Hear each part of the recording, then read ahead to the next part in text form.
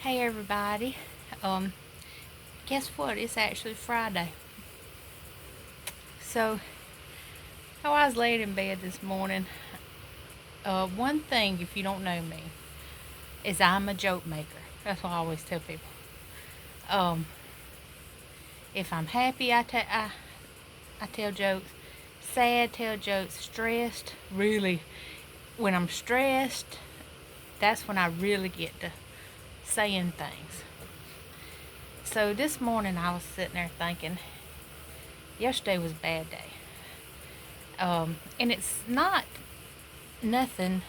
It's really me. Uh, I have a lot of options, but I can't get a lot of it down. I could be eating yogurt. I could be eating cottage cheese, sugar-free pudding, sugar-free jello. I've never liked that stuff before. The cottage cheese isn't bad, but I can't eat it straight up. Um, so I have to drink the protein shake. That's no questions whether I like it or not. And I'm a rule follower. I'm a joke maker and a rule follower. Now, will I break rules sometimes? Yes, I will. But when it's important or integrity, things like that, I won't break a rule. Because when I break a rule, I go, guess what? I broke a rule. It's like I was proud of it. Um, but anyways, I'll get off track in a minute.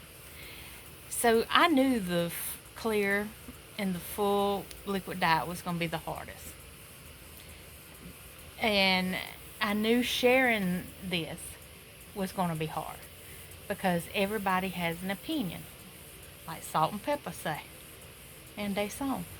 Um, and I've watched a lot of people go through it. And I even told my friend, Techno Hillbilly, um, Scott, that's why I was kind of scared to start sharing things on Facebook and, and doing this. Because if it gets on my nerves, I'll stop. I don't care. But then you're giving them the satisfaction. And a lot of people don't know your story. And I heard a lady I watch, this poor lady was over 400 and something pounds, young girl. And now, beautiful. She was beautiful when she was heavy. She's on TikTok. That's where I watch her. And I'm trying to think of her thing. There's about 3 TikTok ladies I like. No, there's more than that. But it seems like she may have had a similar story to mine. If you've heard or know anyone, or you may have PCOS, I got it at 13. Nobody knew about it at 13 when I was 13. I gained 30 pounds over a summer break from school. My mother took me to our gynecologist, well-known man. Everybody loves him. He looked at my mother and said, I don't know what you're bringing her to me for. She's just fat. And left it at that. Knowing someone that weighed 130 pounds when they got out of school and went and gained 30 pounds, went over 200 pounds, 13 years old. And that was what he had to say about it.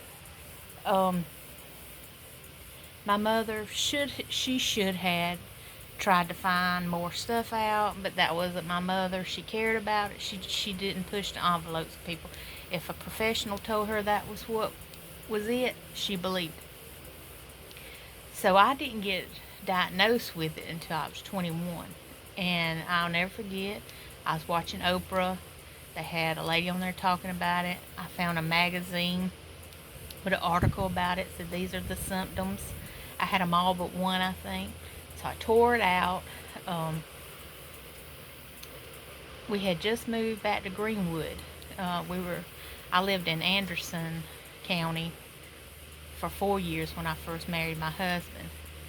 And I went to a doctor that everybody loved here. His name was Dr. Shannon. And he was about to retire. I tore the pages out of my magazine, and much as I read about it, everybody said, you can go to doctor, but they ain't gonna know nothing. So I went to him, and I said, I believe I have this. And I said, you probably never heard of it. And he said, I can look at you and tell you have it. And he said, can I have that article? And I said, yes. And I was in shock. Now, you have multiple miscarriages with this, and you could be having a heavy monthly and be having an early miscarriage and never knew it. And I constantly, through since 13, and then when I got older, had those. And there's no telling how many miscarriages I had, never knew it. I did have one miscarriage that I knew about with my husband, because we were trying, and that broke me. I was only a month and a half. That was the worst time in my life. It was probably 3 months of I was going to run my husband off. He wanted a family. He never said anything, but I thought, okay, you got PCOS. There's nothing we can do. He's not going to ever have a child. What are you good for? That was my mindset. So for 3 months, I was a totally different person. And one day we were out of town and riding in the car, and he just looked over at me, and he's a great big man, way over 6, big dude. And I always say when he speaks up, it's usually I should listen. And he says, I just want my Dee Dee back. And it was like a light switch turned on. I don't know how it turned on. I don't know how I turned it off to start with. But it's like I just came back. And so the doctor started me on,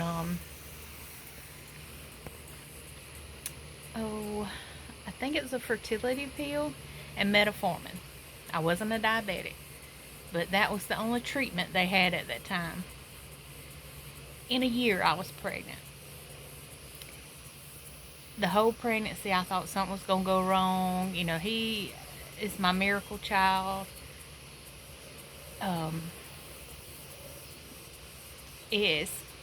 And that was the whole reason of having this surgery.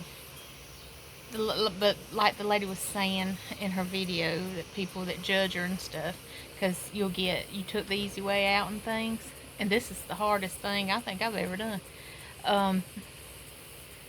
is it's ignorance. So something that you don't understand, and I have to say, I thought the same things too back then. When you're struggling with weight, and you go, well, I just count my calories and exercise. I'm working harder than you. You had surgery. Or, like right now, my husband takes those. He's a diabetic. He's taking those shots, helping him lose weight. Well, yeah, it pisses me off because it ticks me off because he eats what he wants to and still loses weight. But yet, if he was to not exercise, because some of us can't do a lot of exercise, and he's that way. If he would just go on a calorie counting diet, he would have doubled that weight loss in no time. But this is how he chooses to do it. I used to think weight loss surgery people were taking an easy way out, and it was ignorance because I have never been through it. Now that I'm going through it, there's nothing easy about it. If you want the results, it's hard work in anything you do.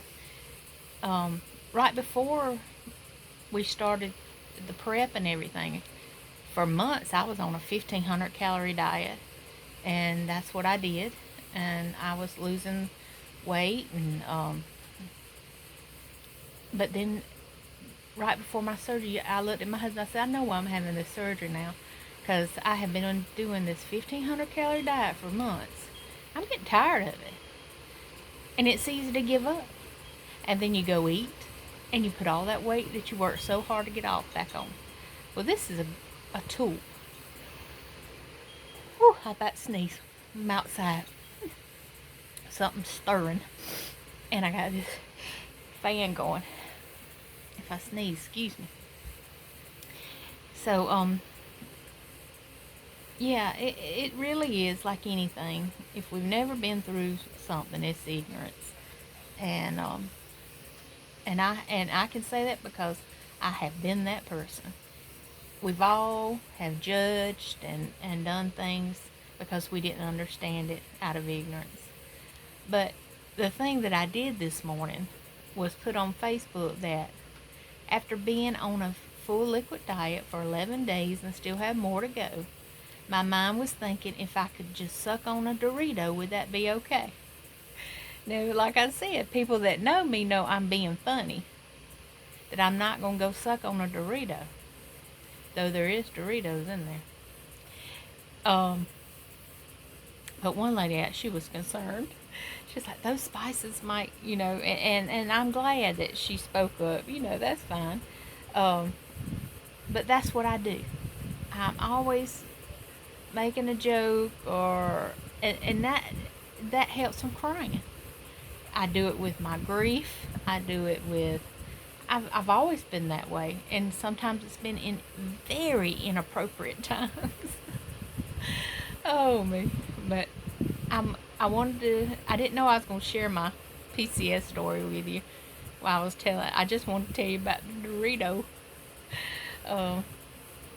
But I don't know if y'all see these chairs. I'll try to show you a little bit. But it's like a hammock chair. And they rock. And my brother had 2 of them. He's a camper. And they were expensive. And I wanted one so bad. And y'all know I'm a thrifter. And y'all, I found a brand new one for $10. And if this thing breaks, I'm going to be sad because I know I ain't going to find no one for $10. So maybe losing weight, it might not break. But I love it. I love, we've got a heavy duty rocking chair. My husband, he don't sit out here long. He don't like the heat. And then I have 2 other chairs, patio chairs out here. But this one's my favorite. Nothing on my porch goes with anything. There's no theme, so it don't matter. But I have a fan right here. I put my fan right here. And that's and I love plants, y'all, but I'm not great at keeping them alive. But I've kept this wandering Jew. Look at her. I kept that thing alive. I'm so excited. It must be a you can't kill me plant. Or can't kill me easy plant. And also, my husband always wanted a bonsai tree. I'll see if I can turn this around. I don't think, will it turn around? It might not turn around. I don't know. I'll show you another time. He always wanted a bonsai tree, and I finally got him one. $15. He gave up on it for a while. I said, I ain't letting this thing die. So I got it blooming over there. I can't believe that. And I haven't killed a cactus. Another, if you're not good at plants and you like plants, a Christmas cactus. I got mine. It don't bloom it don't bloom a lot, but it ain't dead. And then I think I got one of them succulents over there. It ain't dead. So yeah, I had 2 hanging plants, and I was doing well with it for about 2 months. But when I had my surgery, nobody came out here and watered them, and I couldn't really get up there to water them. The heat burned them up. I had to let them go. But that was okay. They were pretty while they lasted. They were kind of like a red, white, and blue. The Paisley's, I think they're called. I don't know. I love plants. My sister-in-law is, she does the website for Jackson Perkins. It used to be called Part C. We have a big plant out here where I live, and she helps me when I have a question about things. But one last thing, and I'm going because this is starting to be a long video. It's getting to be 15 minutes. The next step is, I hope they'll add is eggs. I'm not a big egg eater. But at this point, you know, you're like, yeah, I'll take a scrambled egg. And I've never, as much as I love pickled hot sausages, I never tried a pickled egg. So I've canned nothing this summer because deer ate all my daddy's garden. People are complaining about I ain't made no salsa. I told them they better go buy the tomatoes if they want free salsa. I ain't seen none. So I said, well, I think I'll can some pickles, pickled eggs, this week, today or tomorrow. So I started looking up recipes, and pickling is really a simple thing. It's water and vinegar, and then whatever you want to add to it, deciding what you're making. So they have Amish mustard eggs. I thought that was interesting. The only thing I didn't like is they put sugar in it. So I'm not going to put sugar. So I think I'm going to do a little thing of the mustard.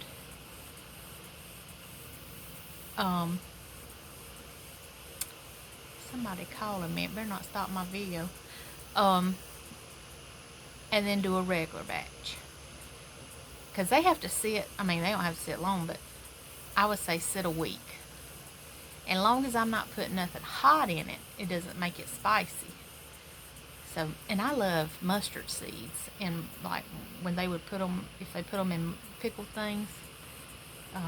So I think I'll put some mustard seed in it. So we'll do some pickled eggs and see how that turns out. Because I can tell you, if I make something and don't like it, I got plenty of family that say they take it.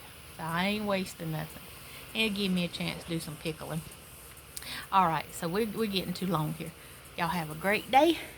And, oh, my hand going everywhere. And I love y'all and many, many, many, many blessings.